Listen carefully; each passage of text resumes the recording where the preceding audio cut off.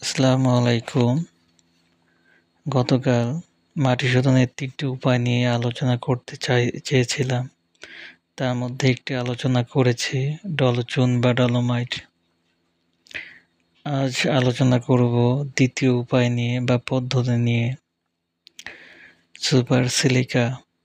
Super silica হলো বিভিন্ন ধরনের পণ্য, যার মধ্যে একটি হলো কৃষিকাজে ব্যবহৃত সিলিকা ভিত্তিক সার, যা ফসলের কাণ্ডকে শক্তিশালী করে, রোগ প্রতিরোধ ক্ষমতা বাড়ায়, মাটির ক্ষমতা এবং মাটির উর্বরতা শক্তি বৃদ্ধি করে।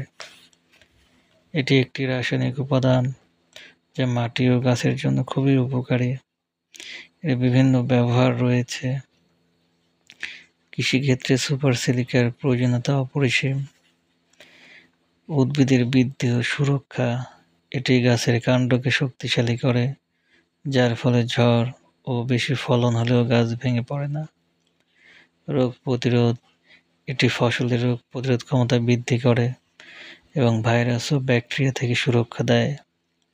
মাটির উর্বরতা, এটি মাটির গুণগত মান উন্নত করে এবং দীর্ঘমেয়াদে উৎপাদনশীলতা বৃদ্ধি করে। সুপার সিলিকার প্রধান উপাদান হল সিলিকন ডাইঅক্সাইড, যা ফসলের জন্য একটি প্রয়োজনীয় পুষ্টি উপাদান হিসেবে কাজ করে। আমরা রাসায়নিক সার ব্যবহার করার ফলে দেখা যাচ্ছে মাটির নিচে 2 থেকে 3 ফিট যদি আপনারা খোঁড়েন দেখেন, এক ধরনের লাল আস্তরণ পড়ে গেছে।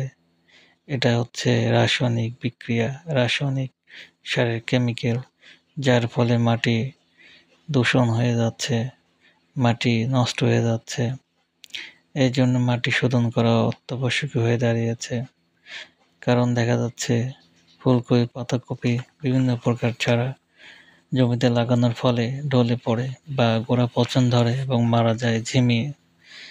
এই জন্য বিঘা প্রতি 2 কেজি হারে সেচ চাষে ছিটাই দিতে হবে, তাহলে এই সমস্যাগুলো থাকবে না। ডলোচুন দেখা দেয় 7 থেকে 10 দিন আগে ছিটাই দিতে হয় এবং 7 থেকে 10 দিন পর চাষ দিয়ে অন্যান্য সার দিয়ে তারপর ফসল রোপণ করতে হয়। যদি সময় না থাকে বা ফসল লাগানোর সময় চলে যাচ্ছে, সেক্ষেত্রে ইনস্ট্যান্ট সুপার সিলিকা ব্যবহার করে যেতে পারে। এতে মাটি শোধন হবে, মাটির পিএইচ ঠিক থাকবে, ফলন বাড়বে, গাছ শক্ত হবে, গাছ মজবুত হবে, গাছের গোড়া পচন ধরবে না এবং ঢলে পড়া রোগ থাকবে না এবং উত্তম একটা